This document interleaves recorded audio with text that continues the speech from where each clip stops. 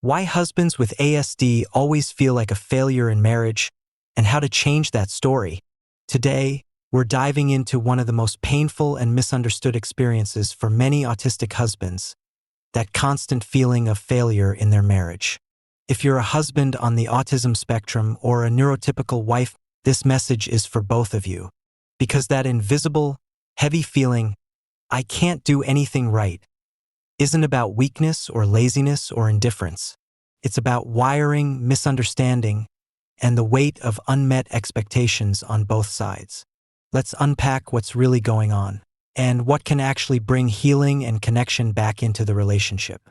Most men with ASD want to be good husbands. They care deeply, even if they don't always show it in ways their neurotypical wives expect. But here's what happens. They enter marriage believing love means loyalty, stability, and providing. Their wives, on the other hand, often experience love as emotional connection, responsiveness, and shared emotional language. So while the husband is thinking, I'm doing everything right, I'm loyal, I don't cheat, I fix things, I work hard, his wife is quietly thinking, why do I feel so alone? Why doesn't he see me? That gap between intention and perception becomes a breeding ground for chronic failure. He tries harder by doing more practical things. She longs for more emotional engagement. The harder he tries in his way, the more she feels disconnected, and the more he feels rejected. It's a loop that slowly erodes self-esteem and trust on both sides. Let's look at this neurologically for a moment. Autistic individuals, especially men, often experience social feedback as data, not emotion. But in a marriage, the feedback isn't neutral data. It's emotional, loaded with meaning, tone, and nuance.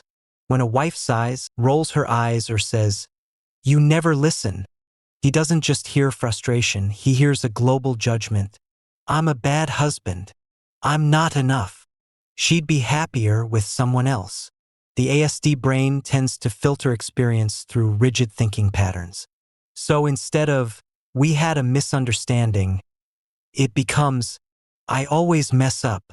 I can't do marriage.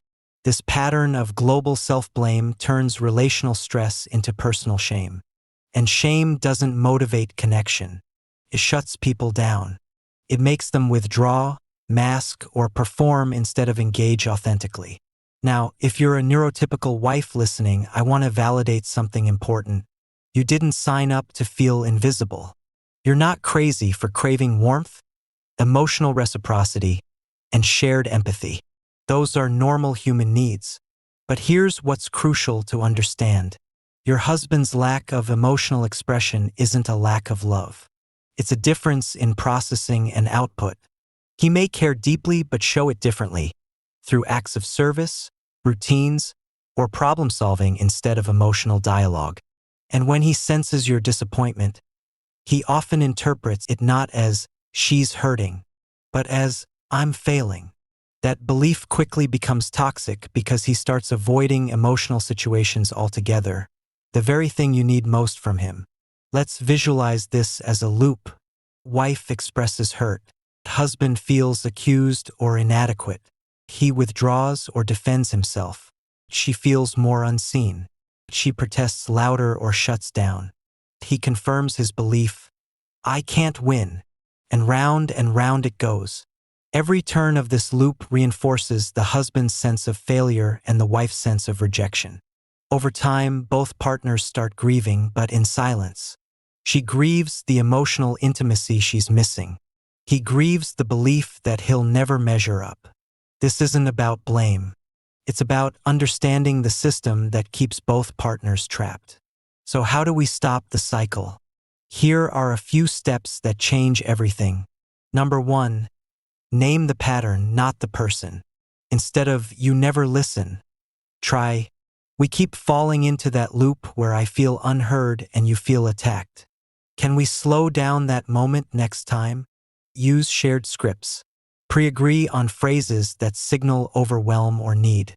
For example, oh, I'm flooded. I need a break, but I'm coming back. Oh, I'm not mad. I just need to process before I respond. shift the meaning of failure. In neurodiverse marriage, success isn't about perfect empathy. It's about mutual repair. Every honest conversation after a rupture is success. Redefine connection. Connection might look quieter, shared routines, parallel play, small rituals like morning coffee or evening check-ins. Intimacy grows from safety, not sameness. If you're an autistic husband, I want you to hear this clearly. You're not a failure. You're a man with a different operating system, not a broken one. The very traits that make you feel not enough in marriage, your logic, loyalty, focus, and integrity, are also the ones that can make you an incredible partner when they're understood and valued. But first, you must stop measuring yourself against neurotypical standards of emotional expression. Connection doesn't mean being someone else. It means showing up consistently as yourself, but with curiosity and compassion for your partner's world. You can learn skills of emotional translation without betraying who you are. Marriage in a neurodiverse context isn't about fixing one person. It's about building a shared language between two very different nervous systems. When both partners understand that difference isn't deficiency, the narrative of failure turns into a story of growth. So if you've been feeling like a disappointment, you're not. You're just a man learning how to love differently, but deeply. And that's something worth honoring. If this helped you, please subscribe and share it with someone who needs hope today. And if you'd like to go deeper, check out Mark's coaching links in the description below.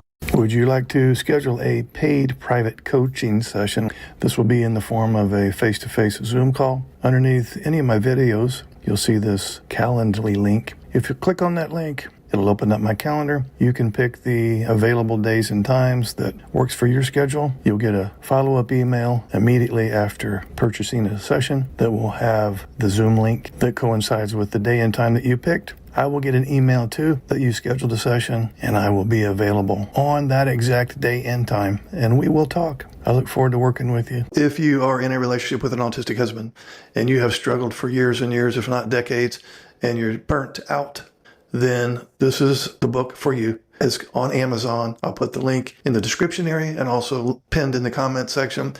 This is a workbook. There's going to be a bunch of exercises for you and your husband to do. It's linked in the description area and also pinned in the comment section.